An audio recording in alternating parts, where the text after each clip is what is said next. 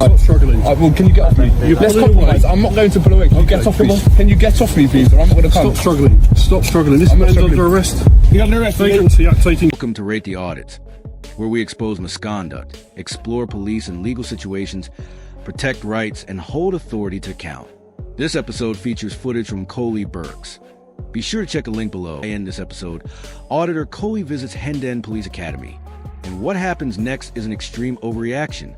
A publicly accessible gate is left wide open, and security makes no attempt to stop him or his companion.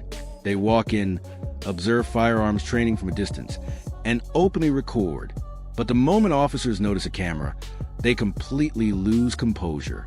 An inspector rushes in, panics, applies an outdated arrest power without justification, uses force, and even damages Coley's camera.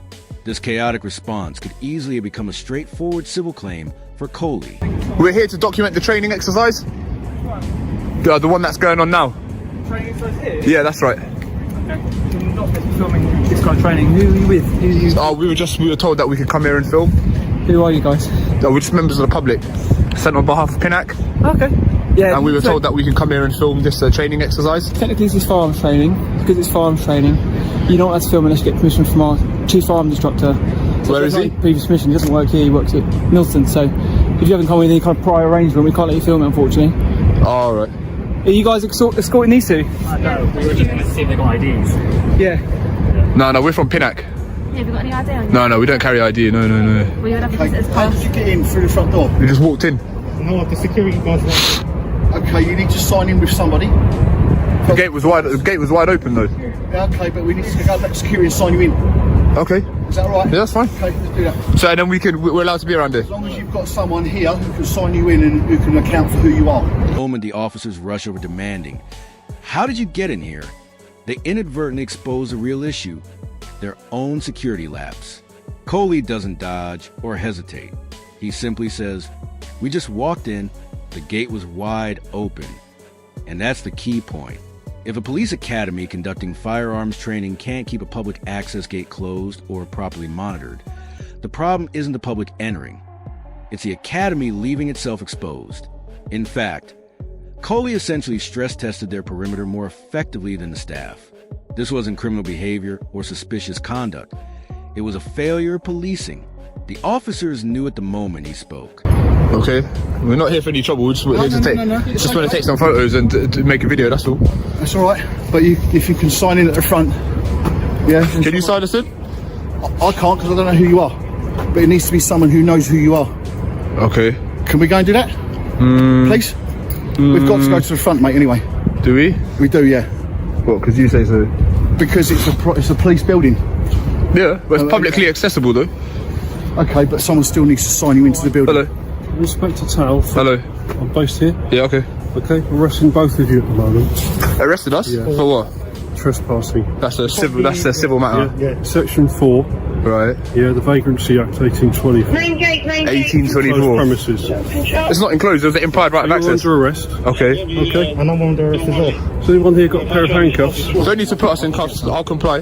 Okay. So where are you going Walk me over to the front of the entry. You're going to take us into custody now, are you? You are both under arrest, yes. For what?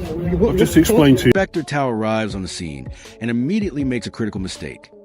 He arrests first and thinks later. There's no questioning, no clarification, no investigation. He simply cites trespass under Section 4 of the Vagrancy Act 1824, as if he's uncovered some brilliant legal tactic. In reality, he reveals that he doesn't fully understand the powers he actually holds. Section 4 of the Vagrancy Act 1824 is almost 200 years old and was designed to target rogues and vagabonds wandering the streets, not members of the public walking through an open, publicly accessible gate. It's an outdated, largely obsolete law that most forces stopped relying on years ago due to its overly broad language and frequent misuse. Yet here's an inspector, no rookie, no trainee, treating it like a trump card. We haven't been asked to leave. It's not aggravated trespass. No, you don't need to grab me. Get your hand off me. I'm coming. I'm compliant. Walk me, Get your hand off me. Get your hand off me. Have a look. Inspector, I'm complying. You don't need to grab me.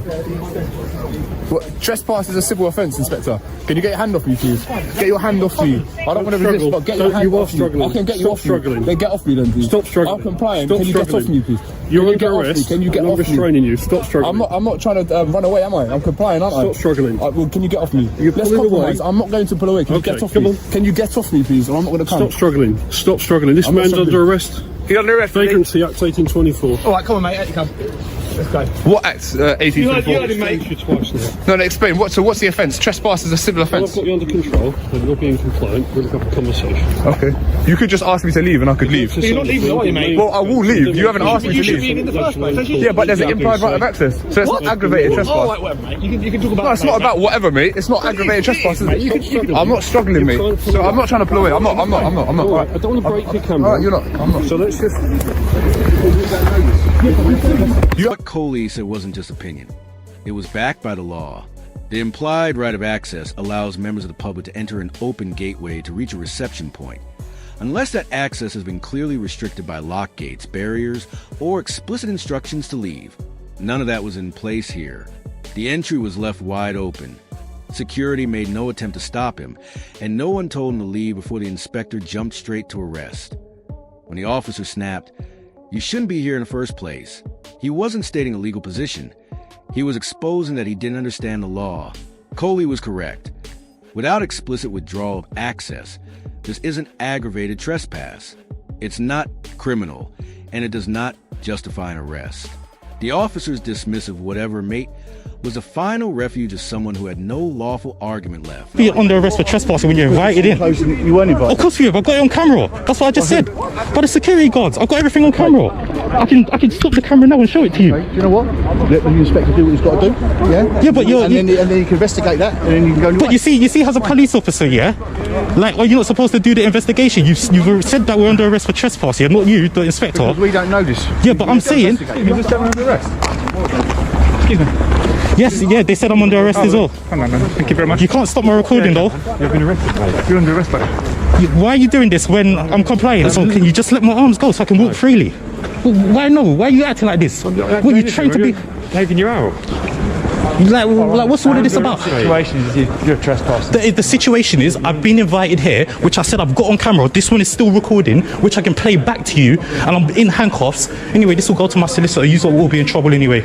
This moment completely undermined the officer's narrative. Coley's friend calmly explains that they have clear footage showing security allowed them through the gate, the single most important piece of evidence in determining whether any offense occurred. Instead of taking the claim seriously, the officer dismisses it with, "Let the inspector do what he has to do." That isn't policing. It's blindly following a colleague's mistake rather than preventing a wrongful arrest. An officer's first duty is to investigate, not rubber stamp decisions already made. When a member of the public offers exculpatory evidence on the spot, officers should seize the opportunity to review it. Doing so can immediately prevent a false arrest, unnecessary use of force, wasted resources, and potential legal action. But in this case, the officers chose convenience over the truth. Have a seat down there, buddy. Let's come to some sort of. Hey, look, I'm in cuffs, you know. You were arrested and you were still recording. Sit down. Section 4 of vagrancy act. Okay, it's criminal offence. Okay, trespassing on enclosed premises. The inspector's just explained it to the other chap. He's going to come over and explain it to you. Is that your phone or his phone? No, that's my phone. It's this gentleman's. The video. Coley goes on to explain what happened after he and his friend were taken into custody. Placed in a van, taken to the big bad Collindale police station, where we were kept for about 12 hours before finally being interviewed by PC Heslin, who at the time informed us that we would be further arrested for aggravated trespass. Guys, remember, for trespass to be aggravated, you must be disrupting or otherwise obstructing people from carrying out their lawful business. Aggravated trespass legislation is often used to deter travellers from setting up shop on private property, which affects people from going about their business. So in that capacity, aggravated trespass is not a piece of legislation that would be used to arrest photographers. It's got a pretty obvious kind of use. Being taken to Colindale and held for 12 hours over simply walking through an open gate is outrageous enough. But it gets even more absurd when PC Heesling sits Coley down and claims he's being further arrested for aggravated trespass. Despite the fact that Coley used a publicly accessible entrance, was never stopped by security and didn't obstruct anyone or anything. On the bright side, every extra hour he was held only strengthened his case. As Coley explains, this ultimately became the easiest civil claim he's ever filed. PC Heslin even said before the recording started in the interview that this offence was a non-starter and that he was just sent to take the interview. By the expression on his face and his body language, he too agreed that this whole situation was a bit of a show. Like, it just seemed like he was just sent to take the interview. But shortly after the interview was complete, we were put back in the cells before being released and given a piece of paper reading refusal to charge. I think this is different to NFA. I think NFA, they can reopen the case if further evidence emerges. Not 100% on that, but that's what I believe. So following this, obviously the first thing I did was consult my legal team and explain to them what had happened. They were very confused when I explained to them that I was arrested under the Vagrancy Act, as they were unfamiliar with it. So they requested that I obtain the custody record from the Met and give it to them before they could investigate any further.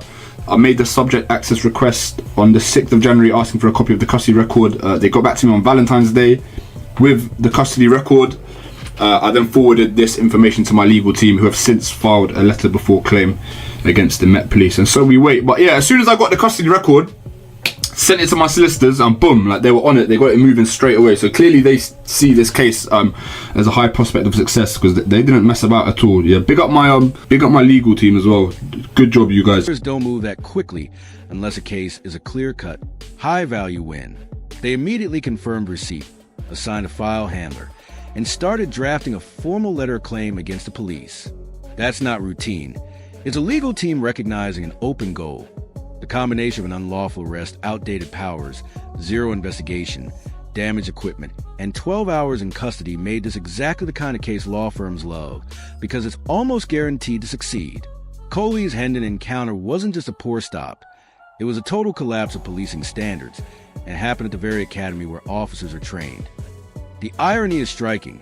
A publicly accessible gate left open, security allowing them through, an inspector invoking a nearly 200-year-old vagrancy law, another officer dismissing the implied right of access, and not one officer taking the time to review footage that would have cleared everything in seconds. Although Coley hasn't publicly updated the outcome, the legal trajectory is clear, with wrongful arrest, unlawful detention, assault, property damage, and misuse of archaic legislation. This is the kind of case that usually settles between £3,000 and £8,000. Given how quickly his solicitors acted, it's almost certain the force paid to resolve it quietly. For Hendon, the academy responsible for training police across the UK, this one must have been a sting. If this is the standard coming out of the academy, it's no surprise auditors continue to succeed. That's it for today's video. If you enjoyed this episode, don't forget to like, comment, and subscribe. It really helps me continue producing independent coverage. Also, check out Coley Burks. His channel is linked in the description, so show him some support.